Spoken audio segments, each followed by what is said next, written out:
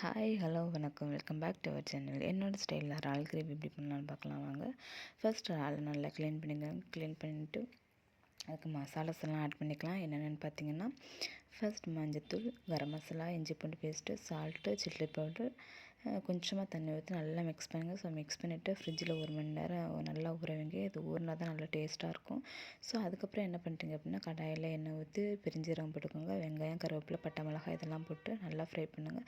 So நல்லா வதக்கினதுக்கப்புறம் நம்ம ஊற வச்சுருக்க இறால் எடுத்து அதில் ஆட் பண்ணுங்கள். ஆட் பண்ணி கொஞ்சமாக தண்ணி ஊற்றி ஒரு 5 to 6 மினிட்ஸ் வெந்தாவே போதும். ஸோ ரொம்ப நேரம் வேக விடாதீங்க, ரப்பரி மாதிரி ஆயிரும்.